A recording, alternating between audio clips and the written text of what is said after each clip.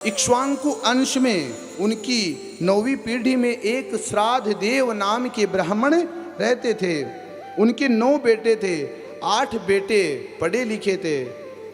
8 बेटे उनके जो थे उन्होंने थे। उनका जो एक बेटा था, सबसे बड़ा जो बेटा था, उसका नाम था नवग। उसको नवग को श्राद्ध देव ने काशी में भेज दिया तपस्या करने, ज्ञान लेने, संस्कृत पढ़ने के लिए। और उनके जो 8 बेटे थे, श्राद्ध देव नाम के जो 8 बेटे थे, वह सब बेटे समय आने पर जैसे ही उनका पिता बूढ़े हुए तो उन जितना जमीन जायदाद थी सब उनसे ले ली, उनका अंगूठा लगा लिया और 8 आपस में ही सारा धन जमीन जायदाद बांट ली। लेकिन अंतिम समय में जब नवग एक बार अपने पिता से मिलने के लिए आया तो पिता ने बताया कि उसके 8 भाइयों ने सारा धन जमीन जायदाद घर सब कुछ ले लिया। हे नवग, तुम्हारे हिस्से में तो हम तुम्हारे माता पिता ही आए हैं। उसी समय नवग ने प्रसन्नता होकर के कहा कि हे पिताश्री, मैंने अपने संतों से, गुरुओं से काशी में सीखा है कि जिसके पास में माता पिता है वही सबसे बड़ा धनवान है।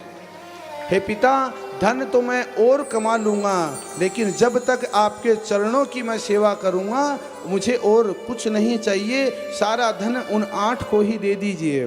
पिता प्रसन्न हुए। जान करके नवग को एक दिन बताया कि हे नवग, मैंने बड़े बड़े ऋषि संतों से सुना है, मैंने बड़े बड़े ऋषि संतों से सुना है कि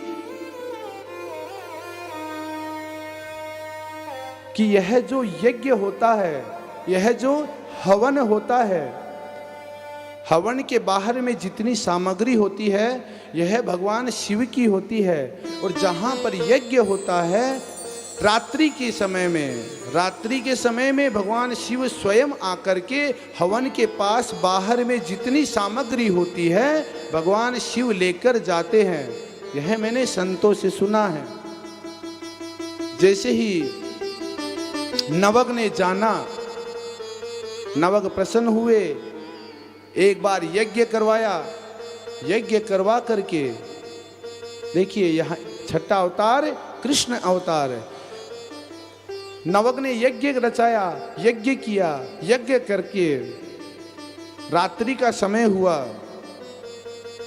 पिता के द्वारा ज्ञात हुआ कि रात्रि को भगवान शिव आकर के हवन के बाहर में जितनी सामग्री होती है वह सब ले जाते हैं। रात्रि को जाकर के वह एक स्थान पर छुप गया और यज्ञ की तरफ देखता रहा कि आज भगवान शिव जैसे ही आएंगे, आज जैसे ही भगवान शिव आएंगे तो मैं उनको पकड़ लूंगा। यज्ञ के देखता रहा। उसी समय भगवान शिव, भगवान श्री कृष्ण का अवतार लेकर के वहां पहुंचते हैं। रात्रि के समय में जैसे ही यज्ञ कुंड के पास में पहुंचे, सामग्री उठाने लगे तो भगवान कृष्ण का आकर के नवग ने पांव पकड़ लिया। बोले खबरदार। बोले तुम कौन? बोले यह मेरे पिता ने बताया है कि यह सामग्री जो है वह तुम्हारी नहीं है, यह सामग्री पर भगवान शिव का हक है और भगवान शिव आकर के लेंगे।